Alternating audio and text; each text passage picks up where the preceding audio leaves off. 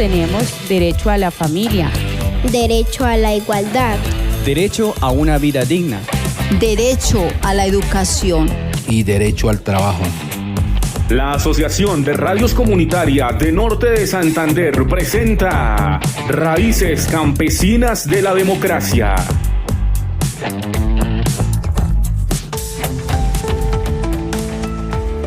La Constitución Política es la ley fundamental de Colombia. También organiza al Estado, haciendo que la convivencia de sus ciudadanos esté entre los rangos de armonía, pues en ellas se alojan las reglas que rigen y orientan el país. Es la que declara y define la naturaleza y la autoridad de la comunidad política. Es la ley máxima del país en la que recogen valores, derechos y deberes de cada uno de los ciudadanos colombianos.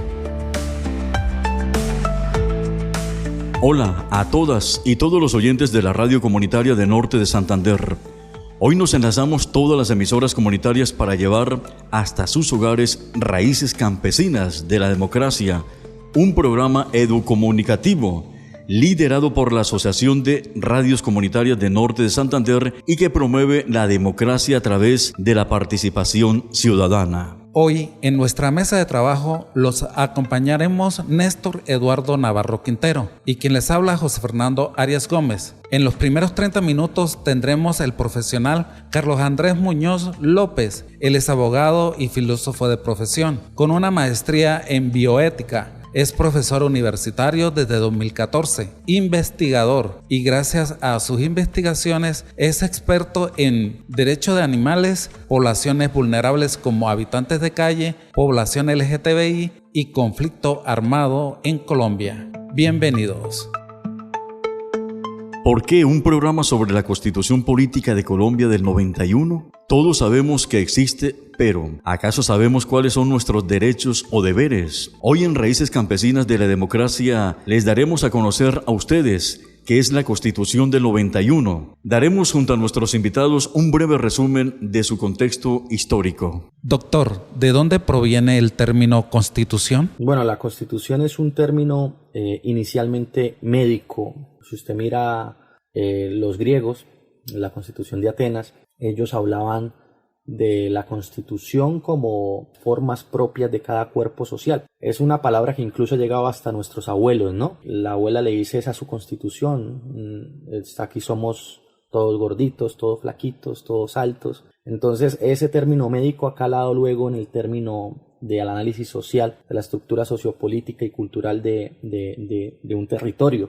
Entonces la Constitución empieza así, ese término, y después va mutando un poco a un término ya más jurídico, político, social, y ese término jurídico, político y social podríamos decir que ahorita se entiende en el ámbito colombiano y en gran parte de lo que llaman estados del mundo como la norma suprema del ordenamiento social, jurídico y político de la nación, y por lo tanto la que sienta las pretensiones básicas de un país o una nación y sus reglas básicas. ¿Qué es la Constitución Política de 1991? Bueno, la Constitución Política de 1991 en la historia del constitucionalismo colombiano es una constitución que es no producto de una disputa y de un bando ganador, sino es producto de un consenso de varias personas y grupos alternos y casi opuestos entre sí. Si ustedes miran la promulgación de la Constitución de 1991, los tres presidentes de la Asamblea Nacional Constituyente son un representante del Partido Liberal que era Horacio José Serpa, ya fallecido, en ese momento el líder del Partido Conservador, Álvaro Gómez Hurtado, quien iba a ser asesinado al frente de la Universidad Sergio Arboleda tiempo después, del Partido Conservador, Partido Liberal, dos partidos antagónicamente excluyentes muchas veces y en la historia de nuestro país muy importantes, pero también como un tercer presidente de la Asamblea Nacional Constituyente estaba sí vivo, Antonio Navarro Wolf, quien posteriormente irá a ser gobernador de Nariño, senador, pero también en ese momento se conocía más por ser un ex militante de la recién desmovilizada guerrilla M-19. Entonces estas Estas tres cabezas pues dirigieron un amplio consenso que no solo se limitaron incluso a ellas, sino había representación de grupos indígenas, representación de diversidades religiosas, y pues esto configuró una constitución política que fue un hito en 1991 que abrió no solo las pretensiones de nuestra nación para la obtención de la paz y la garantía de los derechos fundamentales, sino que creó instituciones novedosas en ese momento, como la Fiscalía, como la Defensoría, como la Corte Constitucional, y herramientas que hoy en día son indispensables para el diario vivir de los ciudadanos colombianos, como la famosa acción de tutela para hacer cumplir esos derechos. Entonces, pues, ¿qué es la Constitución del 91? Pues habría que ver cómo se formó. Ya hablamos de esa diversidad, de cómo se formó. No siempre las constituciones se forman así, por eso se rescata tanto. La Constitución a veces se forma es por caprichos de un tirano, caprichos de un dictador, caprichos de alguien que gana una batalla y somete al otro.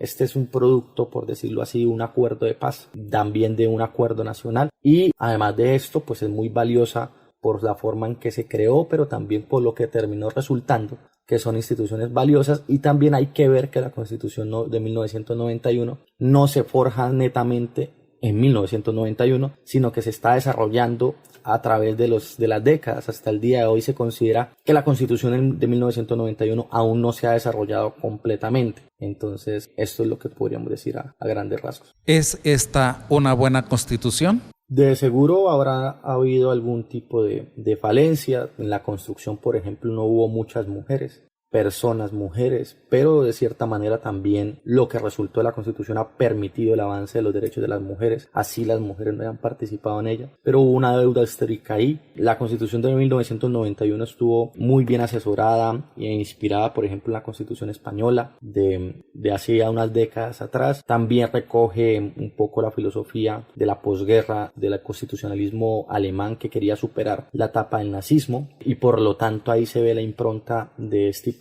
un Estado de Derecho que respete la dignidad humana, que sea rico y amplio en derechos. Entonces es una carta que ha sido llamativa para muchas partes del mundo, porque en su momento reunió muy bien los avances del constitucionalismo, generó algún tipo de innovación impresionantes. Por ejemplo, nosotros tenemos la acción de inconstitucionalidad, que eso no se ve en ninguna parte del mundo. Es decir, una persona, un ciudadano normal como usted, como yo, como presidente, como un legislador, puede demandar por inconstitucional una norma que fue creada en el Congreso, pero que si va contraria a la Constitución, se cae. Eso en ninguna otra parte del mundo es tan fácil, que un ciudadano vaya en contra de una ley que pasó por todos los representantes del pueblo, pero es que esta Constitución reconoce que así haya pasado por todos los representantes del pueblo, el Congreso se puede equivocar y el Congreso puede, de cierta manera, vulnerar derechos fundamentales o ir en contra de la Constitución de 1991. Entonces le da un poder interesante al ciudadano. También le da un poder interesante al ciudadano para que defienda sus derechos. Le quita la potestad a los abogados de que pues no hay necesidad de tener un abogado para instaurar una tutela, un derecho de petición. Por lo tanto, pues son cosas que todos deberíamos manejar. Entonces, es admirada en la forma en que se hizo, lo que resultó en las innovaciones, pero también por las herramientas que le da en parte a los ciudadanos de a pie. Haría falta desarrollarla. La Constitución es una aspiración también, ¿sí? Y esa aspiración se desarrolla de cierta manera, de múltiples maneras. Por ejemplo, un artículo súper paradójico en la Constitución, que es el derecho a la paz, pues nosotros lo desarrollamos de diferente manera y necesita su materialización, no a través de una acción, sino es un proyecto ya de país. Entonces la Constitución creo que recibe de vez en cuando muy buenas críticas, aunque hay que saber que una Constitución no se puede cambiar de la noche a la mañana. Piensen ustedes, por ejemplo, la Constitución de los Estados Unidos, que lleva más de 200 años, y de cierta manera Estados Unidos también es muy diverso en muchas cosas y la ha fortalecido. Entonces, más que hacer otra Constitución o más que mirar este tipo de cosas, habría que ver cómo se fortalece y cómo de pronto se hace más flexible al pasar de los años, que veamos todavía una Constitución actual, que eso es como que el reto de las constituciones, de que no hablen del momento en que no se queden en el momento en que se expidieron, sino que puedan dar cuenta de las décadas siguientes o siglos siguientes en donde va a estar imperando. ¿Sabías que La Constitución de 1991 fue una propuesta de crear una plataforma para abrir vías de participación e inclusión a las diferencias ideológicas por vía política en reemplazo de la violencia y la exclusión.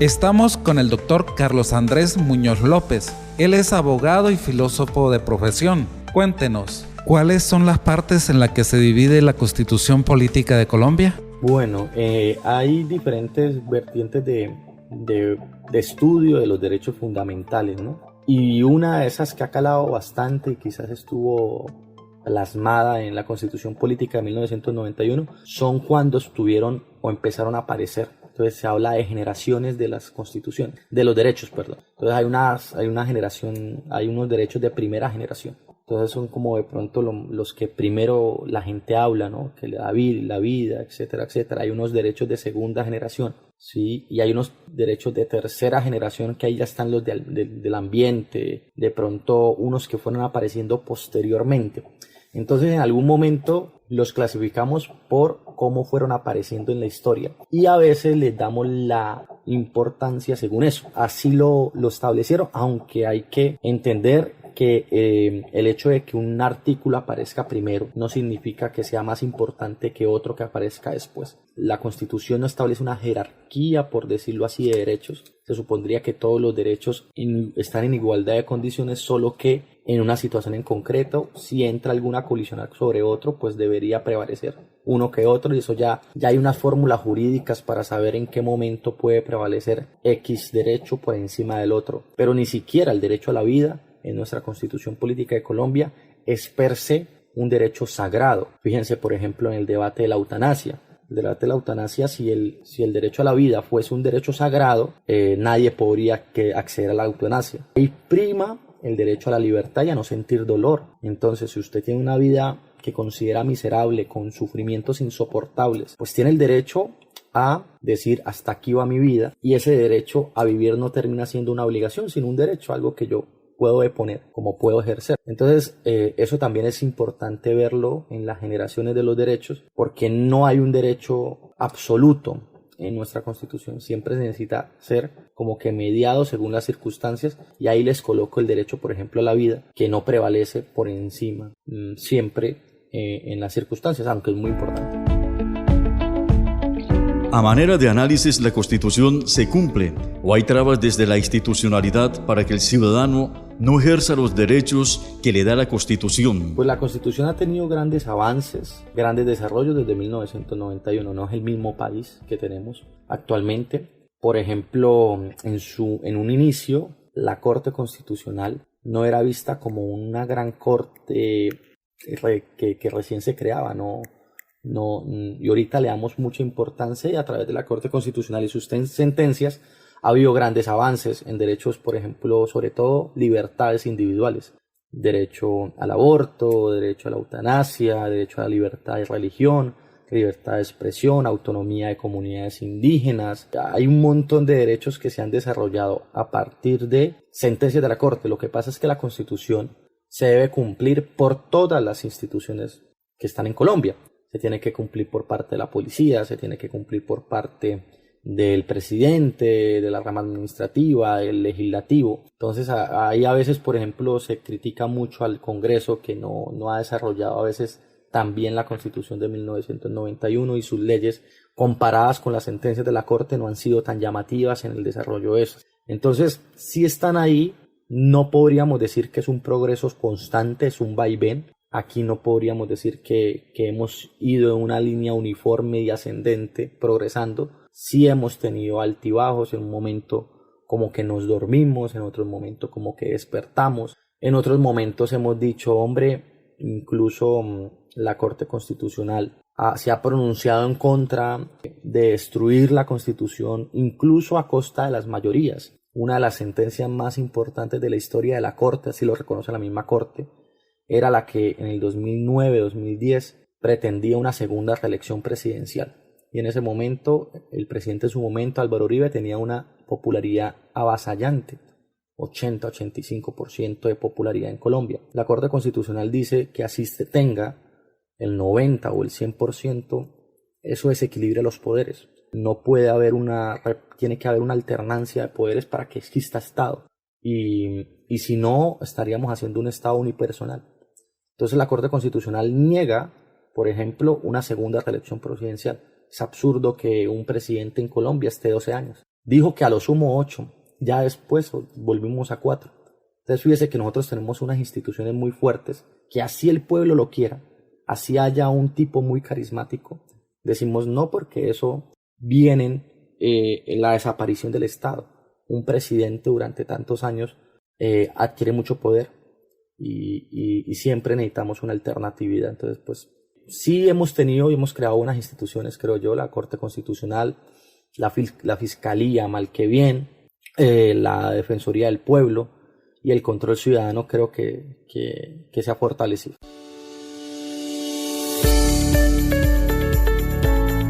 ¿Sabías que la igualdad de condiciones, la participación ciudadana, la autonomía, la participación en cargos públicos, el derecho al trabajo, el derecho a ejercer una profesión, el derecho a conformar una familia y el derecho a la salud son algunos de los 12 derechos conquistados por las mujeres en la Constitución del 91?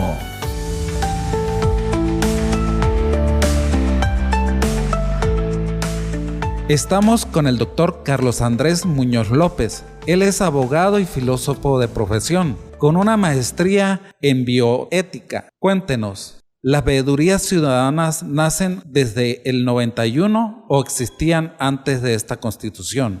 Ya de cierta manera tendrían unas otras formas jurídicas. Esta Constitución, de cierta manera, con el nombre veeduría, no es que necesariamente las fortalezca, sino hay unos instrumentos que transversalmente le ayudan, ¿no? Por ejemplo, el derecho de petición. Creo que es importantísimo para cualquier veeduría. La veeduría ciudadana es importantísima, y para que una veeduría sea efectiva, el derecho a la información es el principal, porque si no tiene la veeduría la información, ¿qué va a vigilar? Entonces, ese derecho, por ejemplo, de petición, ese acceso a la información, esa libertad de opinión, creo que fortalece directamente a las veedurías, y las veedurías, de cierta manera, todavía podríamos decir que puede ser algo pendiente en nuestra Constitución, en nuestro país, porque de desarrollar, porque si se fija, la veeduría se hace para vigilar recursos públicos. ¿Para qué se vigilan recursos públicos? Directamente para que no haya corrupción. Y todo el mundo sabe que en materia de corrupción no estamos muy bien. Y el veedor ciudadano, el que denuncia corrupción, el que denuncia un montón de cosas, se ve amenazado. Entonces nosotros, de cierta manera, necesitamos fortalecer eso, y uno de los índices que no nos dejan muy bien parados es que somos quizás el país con más defensores de derechos humanos, es decir, veedores de la vida, veedores de los derechos fundamentales, asesinados. Entonces esto tiene que decirnos algo, y quizás la veeduría formal a un contrato, en donde usted instaura, de pronto registra una veeduría, genera algún tipo de riesgo todavía, pero también una veeduría informal. Entonces, veeduría es sinónimo de transparencia, derecho a la información es importantísimo, derecho a la protesta es importantísimo, derecho a tener acciones para proteger lo público son importantísimos. Hemos avanzado, pero ahí vamos, creo que con una deuda pendiente todavía.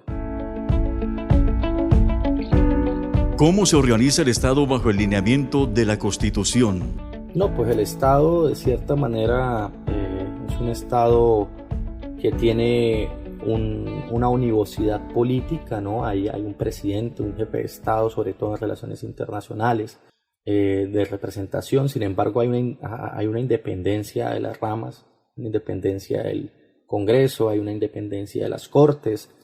No todos los presidentes pueden ternar a este tipo de personas. Ahora, si los ternan, el ideal que no los juzgue a ellos. Hay una independencia, por ejemplo, y una autonomía, más que independencia, una autonomía de la gente en la política monetaria. Entonces el Banco de la República tiene una autonomía bastante fuerte y no depende a veces del vaivén del presidente, y por lo tanto puede ayudar muchísimo a la estabilidad económica del país. Sin embargo, la Constitución Política de 1991 también fortaleció la elección popular de alcaldes y gobernadores. Antes los alcaldes y los gobernadores eran más bien designados a dedo por parte del presidente. Y ya estas entidades pues tienen una administración de los recursos un poquito más descentralizada, no llegando a ser estados como en Estados Unidos. Nosotros en algún momento, hace 150 años fuimos, más de 150 años fuimos Estados Unidos de Colombia. Después pasamos a ser un país de departamentos y no federado, no de estados. Y eso implica de pronto un deber central, pero también hay de cierta manera una autonomía que se empieza con la Constitución del 91, pero que de cierta manera se tiene que profundizar porque pese a este tipo de cosas, la gente y la realidad nos dice que el Estado todavía es muy centralista, ¿no? Siempre se enfoca en sus inversiones, en sus esfuerzos en ciudades principales. Por ejemplo, las vigencias futuras, hace poquito vi en las noticias, es decir, comprometer recursos que no tenemos, pero que proyectamos que vamos a tener, es decir, endeudarnos futuramente. La mayoría solo se van a Medellín y Bogotá. Es decir, priorizamos como si fuesen gran cosa esas partes del país y hay otras partes de Colombia que quedan olvidadas. Entonces, la descentralización y la territorialización del Estado así hace falta y pues bueno, se empezó y se avanzó un poquito con la Constitución, pero pues haría falta profundizarlo. ¿Cuál es la función de la rama legislativa, ejecutiva y de la judicial? Pues bueno, son tres ramas que tienen que colaborar armónicamente, que las dos funcionan como pesos y contrapesos entre sí, ¿no? Para que ninguna, entre comillas, sobresalga más que la otra. Legislativa, pues esencialmente ahí se representa el mandato popular, son elegidas las personas por voto popular, las que están en la Cámara de Representantes ya por cuestiones regionales, por Norte de Santander, por Nariño, por Chocó, por La Guajira, tienen sus representantes. Ya el Senado son a nivel nacional, todo el mundo puede votar por la misma persona independientemente de la parte del país en que esté y ellos pues hacen las leyes que tienen carácter nacional, imperan en cualquier lugar de Colombia, también ejercen algún tipo de control político, pueden vigilar y sancionar, incluso son los únicos que pueden hacerlo al presidente de la República. Pueden enjuiciar al presidente, son los únicos que podrían tocar al presidente. Eligen ciertos magistrados, eligen ciertos organismos de control. Ya la rama judicial pues es la que define ya todo el tema de la justicia en el país, goza de una independencia grande, quizás más meritocrática, más de preparación. Para ser congresista o ser presidente o alcalde no se requiere requisitos mínimos para ellos, pero pues para ser magistrado o juez sí, quizás hay más meritocracia, hay más, es una rama que se caracteriza quizás más por la discreción, por la sobriedad, a diferencia de las otras. Y el presidente de la República pues la rama es el jefe de la rama administrativa, que de cierta manera también podría uno verlo en los alcaldes, en los gobernadores, que por un periodo de tiempo determinado pues son electos y definen la administración de los recursos públicos. Y pues de cierta manera estas tres ramas pues son fundamentales, pero también se complementan con organismos que no hacen parte de ninguna de estas tres ramas, ¿no? Banco de la República, quizás también todos los entes de control, Contraloría, Procuraduría, que son importantísimos para el velar todo esto. Y pues la sociedad civil, que la sociedad civil termina siendo también importante en la construcción del Estado, más cuando el Estado de pronto ha sido ausente en algunas partes. Piensen ustedes que la Iglesia Católica llegó primero a ciertos municipios primero que el Estado, ¿no? La iglesia siempre es más bonita en muchos pueblos que que la casa del alcalde. Hay muchos pueblos en donde se le hace más caso al cura que al alcalde, y eso se debe por nuestra idiosincrasia cultural y también la ausencia del Estado en muchas partes del país. Entonces, de pronto no públicamente, pero la religión y ciertas religiones han tenido mucha incidencia en la labor social y en la construcción de país, así pues usted sea creyente o no, hay que reconocer este tipo de contribución. ¿Sabías que la Constitución de 1991 es la 10ª de las constituciones que se ha promulgado a la historia del país? ¿Cómo podría resumir qué instituciones están en la Constitución? Profundicemos un poco sobre la acción de tutela y el derecho de petición. Pues yo creería que había unas con las cuales se tenían muchas expectativas y ahorita no lo es tanto. Fíjense que de pronto la Defensoría del Pueblo había una expectativa mucho más grande, creo que en la Constitución de 1991, es importante la Defensoría del Pueblo, pero creo que no ha tenido un valor tan fuerte como lo tenemos ahorita. Creo que la Fiscalía se ha venido fortaleciendo, es importantísima. La Corte Constitucional, les decía, no era como una institución de la cual se esperaba mucho en nuestro país. Antes era simplemente una sala constitucional anexa a la Corte Suprema de Justicia. Ahorita es solo una corte especial independiente de la Corte Suprema de Justicia y realmente pues ha sido muy fundamental esta corte, porque pues nos ha atado y nos ha puesto los pies en la tierra ante arbitrariedades del Congreso o arbitrariedades de la presidencia o ciertas autoridades que han querido hacer con nuestra Constitución pues trizas, ¿sí? Y pues es la guardiana de la Constitución prácticamente. Creo yo que habría que idearse otro tipo de instituciones para materializar varias cosas en nuestra Constitución política. Por ejemplo, desarrollo del artículo del derecho a la paz está el acuerdo de paz con las FARC, y ahí se crearon pues unas instituciones que son transitorias. La JEP, la Unidad de Búsqueda de Personas Dadas por Desaparecidas, tienen su vigencia transitoria, no más de 10 años la JEP, creo que 20 años la Unidad de Búsqueda, pero es para consolidar ese anhelo de paz, al menos para una población que no es toda, pero sí ha sido víctima del conflicto. La otra importante creo que puede ser la creación de la jurisdicción agraria. La tenencia de la tierra es principalmente la causa del conflicto armado. Muy poca gente, tiene mucha tierra en Colombia productiva, y la redistribución y el despojo y el desplazamiento de las personas pues tiene que verse saneada con la redistribución de la tierra en Colombia, sobre todo. ¿Para qué? Para entregarse a las víctimas y también para proteger la Amazonía. Nosotros tenemos unos índices altísimos de deforestación y esto se debe también a esta industria que nos está carcomiendo de la ganadería extensiva.